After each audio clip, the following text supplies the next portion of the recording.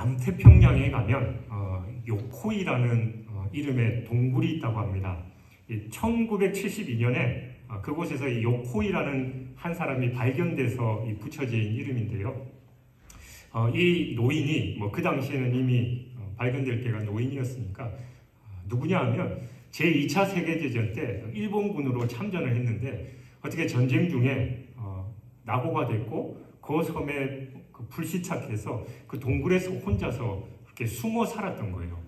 그러니까 2차 세계대전이 끝나고 30년이 지났음에도 불구하고 그 노인은 아무도 없는 그 무인도 동굴에 혼자 갇혀서 그렇게 30년 동안 외롭게 삶을 살았다라는 겁니다.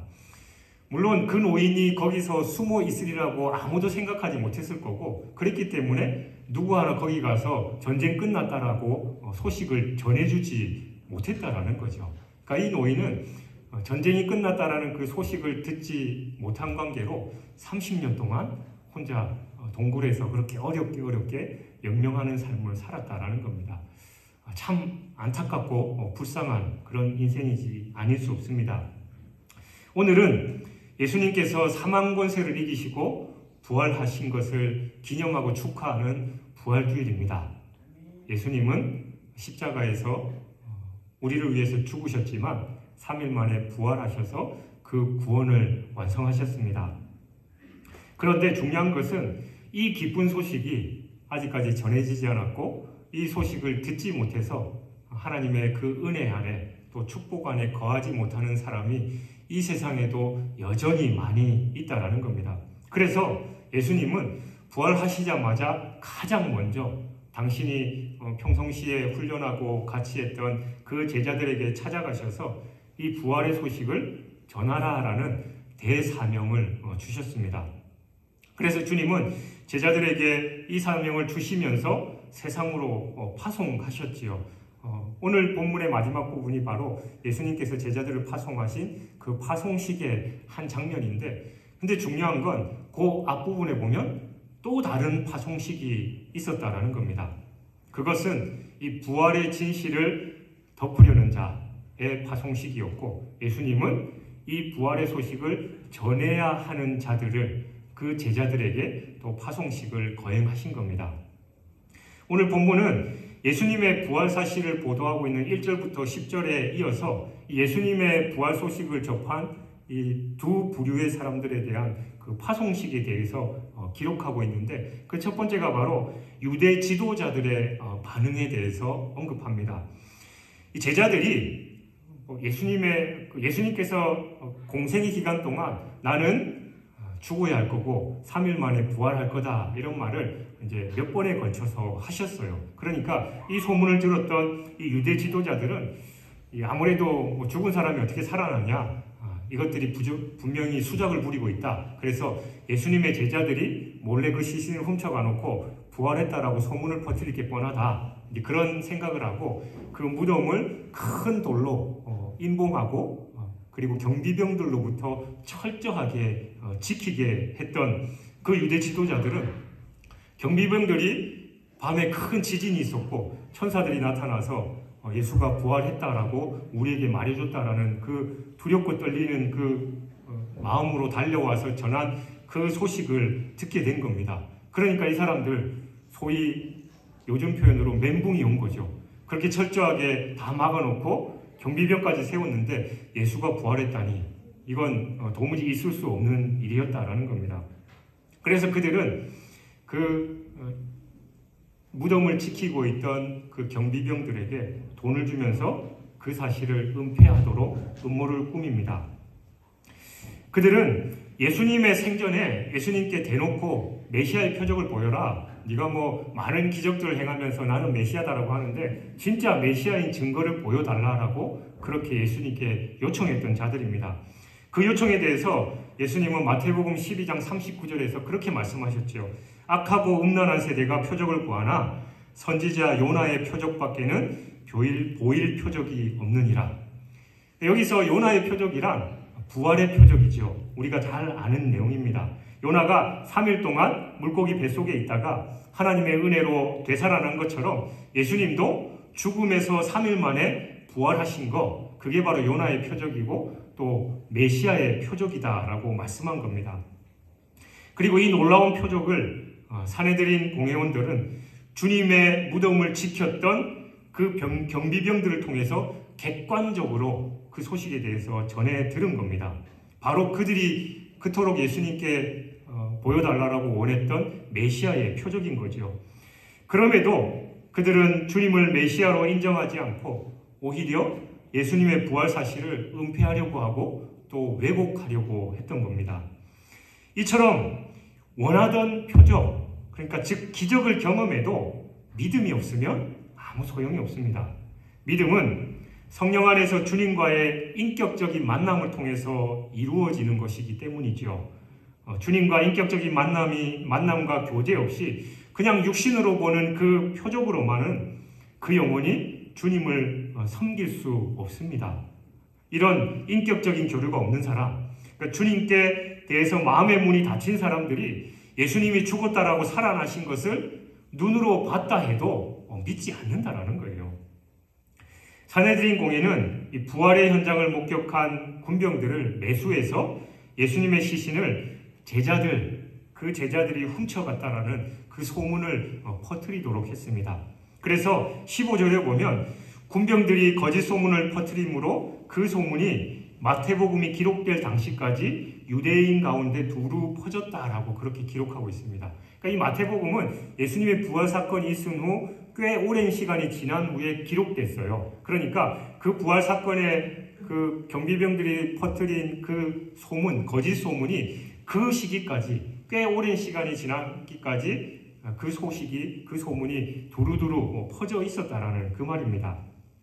사실 이 거짓 소문은 비단 그 초대교회 당시뿐만이 아니라 지금의 많은 사람들도 그 사실을 믿고 있죠. 야, 사람이 어떻게 죽었다가 살아나냐? 그거 다 기독교인들이 꾸민 이야기야. 라는 그 생각들을 여전히 많은 사람들이 하고 있고, 심지어는 소위 신학자라고 하는 사람들 중에서도 예수님의 부활 사건을 그건 그냥 신화적인 이야기로 그냥 비유일 뿐이지 그게 어떻게 사실이냐고 믿냐라고 대놓고 학생들을 가르치는 그런 신학자들도 있다라는 겁니다. 그렇게 볼 때 이 산헤드린의 악한 계획은 큰 성과를 거뒀다라고 할 수 있겠지요. 아마 당시에도 많은 사람들이 이 군병들의 말을 진실로 받아들였고 또 지금도 여전히 그 소식이 전해지고 있기 때문에 이것만 보면 거짓이 승리를 거두고 참 진리가 패배한 것처럼 보입니다. 그러나 정반대지요. 주님의 부활에 대한 거짓 소문에도 불구하고 이 초기 기독교 공동체의 성령 강림 사건 이후에 그 교회는 폭발적으로 성장했습니다.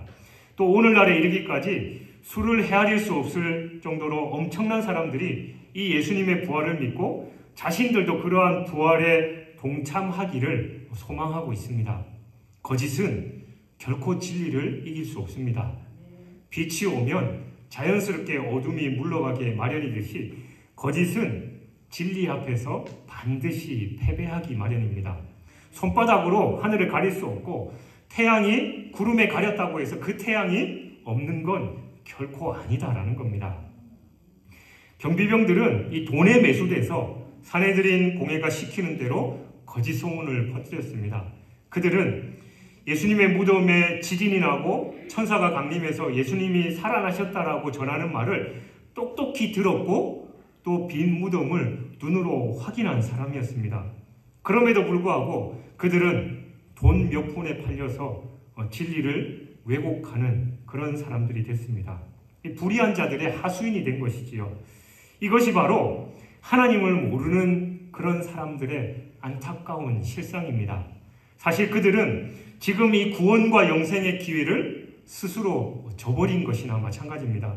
그들이 조금만 생각을 깊이 하고 좀 지혜로운 사람이었다면 그들은 주님의 부활을 가장 먼저 그리고 가장 가까이에서 목격한 자들로서 이전과는 완전히 다른 새롭게 변화되어서 주님의 부활을 증거하는 산 증인이 될 수도 있었을 겁니다. 그럼에도 불구하고 그들은 산헤드린 공회원들에 의해서 매수되어서 주님의 시신을 제자들이 훔쳐갔다라고 의도적으로 소문내는 그런 죄악을 저지른 겁니다. 그 이유가 뭘까요? 그들은 바로 돈을 하나님보다 더 중요한 신처럼 여겼기 때문입니다. 하나님을 모르는 자들의 소망은 바로 이 세상이지요. 더 많은 돈을 가지려고 하고 더 높은 권력을 차지하려고 하고 명예와 또 이 세상에서의 쾌락을 요구하는 것이 바로 세상 사람들의 삶의 방식입니다. 세상에서 평안하고 부하고 잘 되는 것, 그것이 바로 하나님을 모르는 자들의 유일한 소망입니다. 그러기에 그 소망을 이루어주는 물질, 돈을 신으로 여기는 거지요. 그러나 이 세상과 세상의 것들은 바람처럼 금세 지나가 버립니다. 물질도 행복도 또 고난도 잠시 잠깐입니다. 그렇기 때문에 우리의 소망과 가치관은 세상 사람들과 다릅니다. 이 세상에서 잘 먹고 잘 사는 것이 우리의 소망이 아니라 심지어는 이 세상에서 고난을 당할지라 할지라도 저 천국의 영원한 소망을 품고 사는 게 바로 우리의 삶이다라는 겁니다. 우리는 오직 우리에게 영원한 삶을 주시는 예수 그리스도 그분만을 주님으로 섬겨야 합니다. 그리고 그의 나라와 그의 의를 구하는 삶을 살 때 예수님은 우리가 원하고 세상이 원하는 이 세상의 물질들도 다 더해 주신다라는 그런 약속을 하셨습니다. 예수님의 부활 사건을 은폐하려는 세력에 맞서서 부활하신 예수님께서는 승천하시기 직전에 이 제자들과 제외하시고 또 그들에게 그레이트 커미션, 바로 지상 대명령을 주십니다. 마태복음의 기록자는 이 다른 복음서의 기자들과는 달리 이 부활하신 예수님의 지상 활동에 대해서 구체적으로 언급하기보다 바로 예수님의 승천과 또 지상 명령에 대해서 기록하고 있는데, 이런 예수님의 부활 사건이 지니는 이 역사적인 진실성에 대해서 이 불필요한 변증을 그냥 생략해 버림으로써 오히려 이 성경을 읽는 독자들의 관심을 이 복음 전파와 또 예수님의 재림에 맞추기 위한 그런 의도였다라는 것이죠. 예수님의 부활 소식을 전해들은 제자들이 주님께서 말씀하셨던 갈릴리의 어느 산으로 갔습니다. 그러니까 부활하신 주님이 그 영광의 모습을 보여주시려고 제자들을 이 갈릴리의 한 산으로 소집하신 겁니다. 그래서 주님의 말씀에 따라서 이곳에 모인 제자들은 이 주님의 그 부활하신 영광스러운 모습을 볼 수 있었습니다. 그러니까 주님이 왜 제자들과 갈릴리에서 만나기로 하셨을까요? 갈릴리는 참 의미 있는 곳입니다. 예수님께서 제일 처음 공생애를 시작하신 장소이고 또 핵심 제자 멤버들을 부르신 곳이 바로 갈릴리이기 때문입니다. 대부분의 제자들이 하나님의 나라에 대한 소망과 주님의 제자로서의 영광의 그 부푼 마음을 품고 모든 것을 뒤로한 채 예수님을 따라 나섰던 장소가 바로 갈릴리라는 것이죠. 그런데 제자들의 지금 상황이 어떻습니까? 예수님이 십자가에 죽으시고 자기들이 가졌던 그 꿈과 소망, 그 긍지와 기쁨, 그 모든 것을 잃어버려서 절망과 슬픔, 그 패배감에 젖어서 두려워 떨고 있는 그런 상황입니다. 그래서 예수님은 그들에게 처음 만났던 갈릴리에서 다시 만나자라고 말씀하신 것이지요. 영광스러운 부활의 모습을 보여주시고 제자들에게 다시 한번 저 천국에 대한 소망과 믿음, 그리고 승리의 확신과 사명을 확인시켜 주시기 위해서 너네가 처음 가졌던 그 마음, 그것을 가졌던 갈릴리에서 만나자라고 말씀하신 겁니다. 우리도 간혹 신앙생활을 하다 보면 소위 슬럼프에 빠질 때가 있습니다. 마치 주님이 살아계시지 않은 것처럼 내가 아무리 기도해도 내가 노력해도 내 인생이 제대로 풀리지 않고 힘들고 괴로운 나날들을 보낼 때가 있습니다. 현실에는 불신앙과 죄악의 권세만 넘쳐나고 나의 믿음과 소망은 보잘것없는 것처럼 느껴질 때가 간혹 있습니다. 그럴 때 여러분은 그 신앙의 슬럼프를 어떻게 극복하십니까? 그냥 뭐 힘들고 어려우니까 교회 그냥 잠시 쉬면서 방학을 가지고 내 마음과 몸을 좀 충전하자 그러셔요? 뭐 그런 분들이 참 많죠. 그래서 충전하고 돌아오면 다행입니다만 다들 그냥 푹 쉬는 경우가 대반사입니다. 우리가 첫 사랑 그리고 처음 그 열정을 잃어버리고 신앙의 슬럼프를 겪을 때 우리가 해결할 수 있는 방법은 예수님께서 제자들을 갈릴리로 부르셨던 것처럼 우리가 처음 주님을 만났을 때 그리고 처음 만난 그 장소에 가서 하나님과의 그 사랑의 교제 그리고 처음 받았던 그 은혜들 또 나의 열정들을 곱씹어 보는 게 참 중요합니다. 그래, 내가 예전에 그랬었지. 그래, 주님께서 나를 이렇게 만나주셨는데 내가 지금 뭐하고 있어? 그러면서 훌훌 털고 일어나야 된다는 것이지요. 그러므로 신앙의 슬럼프를 만날 때마다 주님과 처음 만났을 때 그 체험을 기억하심으로 그 슬럼프를 슬기롭게 극복하고 늘 승리하는 삶을 사시길 주님의 이름으로 축원합니다. 18절에서 부활하신 예수님은 하늘과 땅의 모든 권세를 하나님으로부터 위임받았다라고 선언하십니다. 이게 뭘 의미하느냐? 그러니까 전에는 예수님은 제한적인 권세만 가지셨다라는 그런 뜻이지요. 그러니까 주님은 십자가 사건 이전에 이 땅의 공생의 기간 동안 병을 고치시고 죄인을 용서하시고 귀신을 내쫓고 또 자연까지도 다스리시며 죽은 자를 살리시는 등 이 땅에서의 권세만을 지니셨다라는 그런 말입니다. 그러나 아버지의 뜻대로 그 몸과 마음을 십자가에 다 들이신 후에 하늘의 권세까지도 모두 위임받으셨다라는 그런 말씀입니다. 즉 하나님 아버지가 행하실 그 구속 섭리의 대행자가 되셔서 구원뿐만 아니라 심판까지 하시는 왕 중의 왕이 되셨다라는 그런 말씀이에요. 물론 예수님은 하나님과 동등하신 분으로서 예수님께는 처음부터 하늘과 땅의 그 모든 권세가 다 있으셨습니다. 그러나 우리의 구속 사역을 위해서 이 땅에 인간의 몸을 입고 오실 때는 하늘의 권세는 하나님께 내드리고 이 땅의 권세만을 가지고 오셨다라는 것이죠.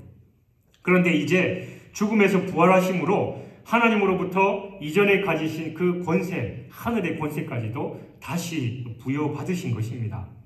여러분, 하나님의 아들 예수님께서도 아버지 하나님을 위해서 자신의 모든 것을 다 들이신 후에야 온전한 권세를 얻으실 수 있었습니다. 그렇다면 우리는 어떻게 해야 하겠냐라는 겁니다. 우리 성도들 중에는 그냥 기도 열심히 하면 하늘의 권능과 은사를 풍성하게 받을 것이다 라고 생각하는 분들도 많이 있습니다. 그러나 기도만을 가지고는 하늘의 능력을 온전히 소유할 수 없습니다. 예수님은 마태복음 19장 29절에서 내 이름을 위하여 집이나 형제나 자매나 부모나 자식이나 전토를 벌인 자마다 여러 배를 받고 또 영생을 상속하리라 라고 말씀하셨습니다.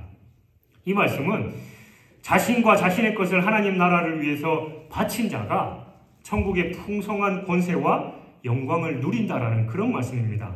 그러니까 자신을 모두 바쳐서 하늘과 땅의 권세를 위임받으신 예수님처럼 말이죠. 여러분, 구원은 우리의 공로 없이 은혜로 받는 선물입니다. 믿으면 구원을 받지요. 그러나 천국의 풍성한 권세와 영광은 주님께 전적으로 헌신하는 그 생활을 통해서만 가능하다라는 겁니다. 한 알의 밀이 그대로 있으면 아무 열매를 맺지 못합니다. 땅에 심겨져서 죽어야만 풍성한 열매를 맺습니다. 그러니까 주님께 헌신하지 않고 그냥 믿기만 하는 성도는 이처럼 하늘의 풍성한 상급을 얻지 못하고 구원을 받되 부끄러운 구원을 받게 될 거다라는 말이에요. 그러므로 먼저 우리 자신을 주님의 도구로 온전히 드려야 합니다. 우리가 주님께 받은 재능과 물질과 은사를 주님을 위해서 사용해야 합니다. 그래야 하늘의 큰 능력을 선물로 받을 수 있습니다. 육체적인 것을 아까워하는 사람이 어떻게 거룩한 하늘의 권능과 은사를 받을 수 있겠냐는 거죠. 내 물질 아까워하고 내 시간 아까워하고 내 헌신하는 거 아까워하는데 어떻게 하나님께서 그 놀라운 은혜와 권세들을 우리에게 주실 수 있냐는 겁니다. 혹 주신다 하더라도 그걸 하나님 나라와 의를 위해서 사용하는 게 아니라 내 욕심과 내 평안함, 내 부를 누리기 위해서 사용할 것이기 때문에 하나님은 결코 주시지 않는다는 겁니다. 그리고 이어지는 19절, 20절 그 유명한 주님의 지상 대명령입니다. 그 명령의 내용은 한마디로 복음 전파, 그러니까 전도하라라는 말씀입니다. 이제 부활하신 주님의 영광을 목격한 제자들이 할 일은 바로 주님과 주님의 구원의 은혜를 만방에 전파하는 일입니다. 그러니까 성도가 이 땅에서 해야 할 일이 많이 있지요. 그렇지만 전도와 관련된 일 외에는 사실 주님 앞에 내세울 게 별로 없습니다. 여러분 생각해 보십시오. 내가 영예를 얻고 부를 얻어도 그 일은 나만 잘 되는 일일 뿐입니다. 교회에서 큰 직분이 크고 작고는 없습니다만 어쨌든 중직을 얻고 열심히 봉사한다 해도 그게 하나님 앞에 자랑거리가 될 수 없습니다. 어떤 분은 자기의 전 재산을 바쳐서 교회당을 짓는 경우도 있습니다. 세상에서 영예를 얻고 또 교회 직분을 얻고 또 큰 예배당을 하나님께 바친다 해도 사실은 하나님 앞에서는 큰 자랑거리가 되지 못합니다. 여러분이 직분을 가지고 또 물질로 섬기고 예배당을 지어서 하나님께 봉헌하는 그 이유가 뭡니까? 바로 영혼 구원이지요. 그 모든 것이 영혼을 살리기 위해서 하는 겁니다. 그러므로 기독교를 위해서 온 생의 헌신을 다했던 이 사도 바울이 데살로니가전서 2장 19절 20절에서 증언하는 그 말을 우리는 기억해야 됩니다. 우리의 소망이나 기쁨이나 자랑의 면류관이 무엇이냐? 그가 강림하실 때 우리 주 예수 앞에 너희가 아니냐? 너희는 우리의 영광이요 기쁨이니라. 그렇습니다. 우리가 천국에서 주님 앞에 설 때 자랑할 수 있고 또한 우리를 기쁘게 할 수 있는 거 오직 영혼 구원밖에 없습니다. 주님께서 이 땅에 오셔서 피 흘려 죽으신 목적도 바로 저와 여러분의 영혼을 구원하시기 위한 일이었지요. 그렇다면 주님께서 가장 기뻐하실 일이 뭡니까? 바로 영혼을 구원하는 일이지요. 그러한 영혼 구원의 방편이 바로 복음 전파입니다. 그러니까 이 복음 전파가 장차 주님 앞에서 우리의 유일한 자랑거리가 될 수 있다는 거예요. 또한 주님께서 영혼 구원에 수고한 자들을 위로하시고 칭찬하실 것이기 때문에 당연히 우리에게 기쁨이 되기도 한다는 거죠. 주님 앞에는 모든 자랑이 다 무익합니다. 그러나 오직 하나, 복음 전파만큼은 우리의 자랑거리가 됩니다. 사순절에 우리 가족들을 위해서, 가족 구원을 위해서 열심히 기도했습니다. 그러나 쉽지 않지요. 우리 가족 구원하는 게 참으로 어렵습니다. 그러나 주님께서 우리에게 맡기신 대사명이고 하나님께서 가장 기뻐하시는 일이기 때문에 우리는 계속 기도하면서 그를 위해 애를 써야 합니다. 바울은 사도행전 20장 24절에서 내가 달려갈 길과 주 예수께 받은 사명 곧 하나님의 은혜의 복음을 증언하는 일을 마치려 하면은 나의 생명조차 조금 더 귀한 것으로 여기지 아니하노라 라고 말했습니다. 여러분들도 이 바울의 이러한 정신을 본받아서 복음 전파하는 일에 충성된 성도들이 되시길 주님의 이름으로 축원합니다. 예수님은 제자들에게 너희는 가서 모든 민족을 제자로 삼으라 라고 말씀하셨습니다. 이는 이 복음 전도의 대상을 가르쳐주는 말이죠. 주님은 어떤 특정한 신분이나 제한된 지역에서 복음 전하는 그 편협한 복음 전파를 명하지 않으셨습니다. 주님은 모든 민족, 그러니까 모든 지역의 모든 사람들, 언어와 문화의 장벽을 뛰어넘고 민족의 담장을 허물어버리고 정치와 이념을 초월해서 신분을 불문하고 세상의 모든 사람들에게 복음을 전하라라고 말씀하셨습니다. 이걸 달리 말하면 모든 인간적인 편견을 버리고 모든 사람을 대상으로 복음을 전파하라라는 말씀입니다. 하나님께서 당신의 독생자를 십자가의 대속제물로 희생시킨 목적은 어떤 특정인을 위해서, 어떤 민족을 위해서가 아닙니다. 이스라엘 사람들을 위해서만이 결코 아닙니다. 예수님은 누구든지 그를 믿는 자는 멸망치 않고 영생을 얻게 하시기 위해서 십자가에서 죽으셨습니다. 따라서 복음 전파의 사명을 맡은 우리 먼저 이 굳게 돌처럼 굳어진 담장을 열어야 하고 우리의 편협한 마음의 빗장을 활짝 열어야 합니다. 그래서 복음이 필요한 모든 사람에게 입을 크게 벌려서 주님의 복음을 전해야 한다는 것이지요. 그리고 주님은 우리에게 너희는 가서라고 그렇게 명령하셨습니다. 예수님은 인류 구원이라는 이 원대한 사역에 우리의 손과 발 그리고 입술을 빌리고자 하십니다. 따라서 우리는 단순한 마음으로 기도만으로 선교의 대열에 서려고 하지 말아야 합니다. 우리는 적극적으로 팔을 걷어붙이고 능동적으로 심판끈을 단단히 동여매 다음에 우리가 속한 가정과 또 우리가 활동하는 직장과 지역 그리고 이 사회 좀 더 넓게는 이 세상 끝까지 복음의 횃불을 들고 나가야 한다는 거예요. 가라라는 주님의 명령은 참으로 단순합니다.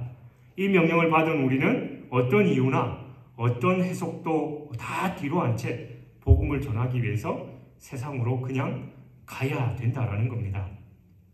그리고 예수님은 제자로 삼아 너에게 분부한 모든 것을 가르쳐 지키게 하라라고 말씀하셨습니다. 이건 주님께서 복음 전파의 목표를 제시해 주신 겁니다. 그러니까 가르치고 훈련시켜서 그들로 주님을 따르는 제자로 만들라라는 말씀이지요. 그러니까 복음 전파의 목적은 죄로 물든 영혼들 그리고 어둠과 절망 중에서 탄식하고 있는 사람들에게 십자가와 부활의 진리를 가르치며 또 주님의 뜻을 쫓아서 사는 법을 훈련시키므로 그들로 하여금 마침내는 혼자서도 능히 주님의 길을 뒤쫓을 수 있는 성숙한 제자로 양육시키는 일입니다. 그런 의미에서 제자 삼으라는 주님의 명령 속에는 이 복음의 선배이고 아비된 자에게는 한 영혼을 구원하기 위한 이 진지한 노력과 그 영혼을 성숙한 또 하나의 제자로 만들고자 하는 이 끊임없는 그리고 피나는 노력이 있어야 한다는 것을 말해주는 것이죠. 그런 점에서 복음 전파는 단순히 말씀을 외치는 그런 정도가 되어서는 안 됩니다. 봄이 돼서 논밭에 씨를 흩뿌렸던 농부가 그 씨가 자라기까지 어떻게 합니까? 물 주고 양분 주고 온갖 노력과 심지어는 눈물을 흘리면서 그 농작물들을 관리하듯이 한 영혼을 예수 그리스도의 성숙한 제자로 만들기 위해서 그와 같이 뜨거운 열정과 깊은 관심을 기울여야 한다는 겁니다. 세계 선교의 대부였던 사도 바울은 고린도후서 11장 23절에서 27절에서 복음 전파를 위해서 내가 수고를 넘치도록 하고 옥에 갇히기도 하고 더 많이 기도하고 또 매도 수없이 맞고 여러 번 죽을 뻔했다. 수고하며 애쓰고 여러 번 자지도 못하고 줄이고 목마르고 여러 번 굶고 춥고 헐벗었다라고 그렇게 얘기합니다. 그러니까 바울은 복음 전파에 심지어 자기의 생명도 아끼지 않았습니다. 그러나 그는 이것으로 그친 게 아니었죠. 그는 사람들을 온전한 주님의 제자 삼는 일에 또한 최선을 다했습니다. 그래서 계속해서 고린도후서 11장 28절 29절에서 고백하기를 날마다 내 속에 눌리는 일이 있으니 곧 모든 교회를 위하여 염려하는 것이라. 누가 약하면 내가 약하지 아니하며 누가 실족하게 되면 내가 애타지 아니하더냐라고 했습니다. 이게 바로 제자로 삼으라라는 주님의 명령에 충성하는 자의 모습입니다. 그냥 교회 덜렁 데리고 와서 그게 끝이 아니다라는 거예요. 그가 성장해서 또 다른 제자를 삼을 수 있는 그 위치에 가기까지 수없이 노력하고 애쓰고 권면하고 가르쳐 지키게 해야 된다는 겁니다. 이 사도 바울과 같은 동일한 사명을 받은 우리에게도 이러한 마음과 자세가 있어야 합니다.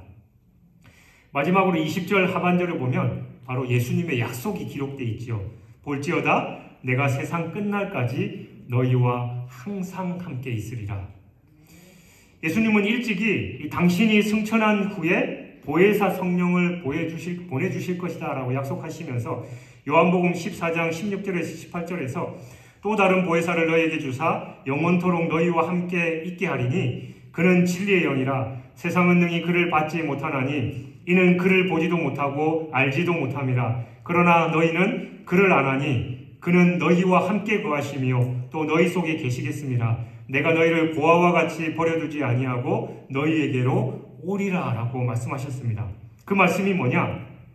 주님께서 당신의 영이신 성령을 통해서 우리와 영원히 함께 하시겠다라는 말씀입니다. 이 말씀대로 예수님은 6월절 어린 양으로 죽으신 후 50일이 지난 오순절날 바로 성령을 보내주셨습니다. 그래서 성령은 그 이후로 지금까지 줄곧 주님을 믿는 모든 성도와 함께 하십니다. 그러므로 여러분은 우리 곁에는 그리스도의 영이 함께 하고 계시다라는 사실을 믿으시기 바랍니다. 이 믿음이 우리의 행동의 표준이고 동기이고 목적입니다. 주님께서 나와 함께 하시기 때문에 우리는 주님의 뜻을 행할 수 있습니다.